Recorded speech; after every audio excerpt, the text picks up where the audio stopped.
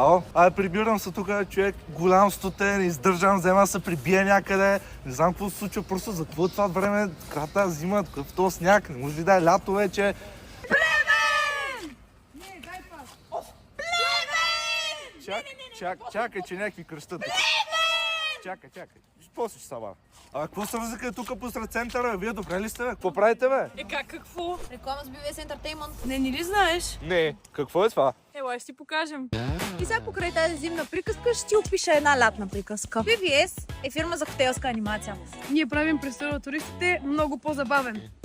И сме сме душата на хотела. Имаме детска спортна тин и вечерна анимация. Живееш в хотела или в близост до него. Не се тревожи за битовизми като ток, вода и наем. Като ти е осигурена закуска, обяд, вечеря в ресторантите на хотелите, с които работим. Добре, а какво се изисква от мен? Да владееш поне един чужд език. Можеш да танцуваш.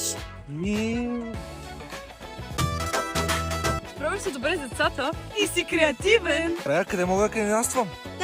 Хотелността! Направо тръгвам. О, коляното!